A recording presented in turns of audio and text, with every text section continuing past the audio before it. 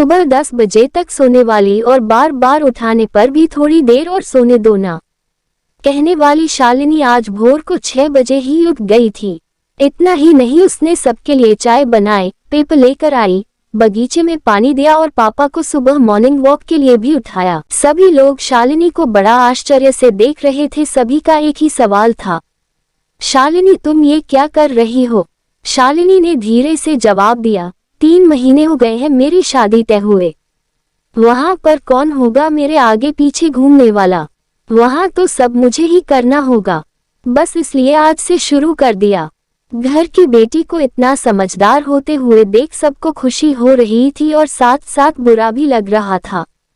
बुरा लगने जैसी बात भी थी क्योंकि अब वह हमेशा के लिए उनको छोड़कर उसके ससुराल जाने वाली थी। 1 और महीना बीत गया और आखिरकार शालिनी की शादी हो गई। वह अपने ससुराल आ गई। सुबह समय पर जाग पाएगी या नहीं, इसी विचार में वह रात भर सो ही नहीं पाई। सुबह होते ही उसने नहाया और पूजा की और खाना बनाने की तैयारी करने लगी।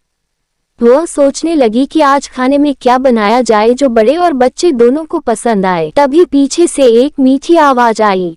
शालिनी ने पीछे मुड़कर देखा तो उसकी सासू माँ थी। अरे बेटा, इतनी जल्दी क्यों उठ गई? शादी की भाग दौड़ में थक गई होगी, ऊपर से घर वालों की याद भी आती होगी और मैं जानती हूँ रात को ठीक से सो भी नहीं पाए होगी। ऐसे तो तुम्हारी तबीयत खराब हो जाएगी। शालिनी मन ही मन सोचने लगी, मेरी सासू माँ तो बिल्कुल वैसी नहीं है जैसी मैं सोच रही थी। मैं तो डर के मारे कितने दिनों से सुबह जल्दी उठने का प्रयास कर रही थी। यहाँ तो परिस्थिति बिल्कुल अलग है। शालिनी ने कुछ काम खत्म ही किया था कि तभी सासू माँ ने आवाज दी, बेटा इधर आओ, देखो तो सही मैं क्या बना रही हूँ। मटर पनीर, पराठा और गाजर का हलवा। अरे वाह, ये तो सभी मेरी फेवरेट डिश है। शालिनी बोली। उसे तो कुछ समझ में नहीं आ रहा था। उसे लग रहा था जैसे ये सब सपना है। शालिनी को एहसास हुआ कि यह सपना नहीं सच है। सासू माँ ने कुछ कहा, शालिनी सुन नहीं पाई। वो थोड़ी डर गई। उसे डरा हुआ देखकर सासू माँ ने कहा, शालिनी जरा इधर तो आओ, यहाँ तो बैठो।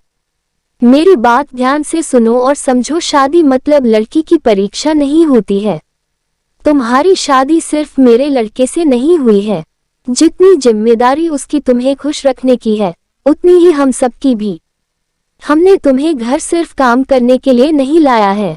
तुम्हें क्या क्या आता है या तुम हमारे लिए क्या कर सकती हो, ये सब देखने के लिए तो बिल्कुल नहीं। और हम तुम्हारी आज़ादी भी तुमसे नहीं छीनेंगे।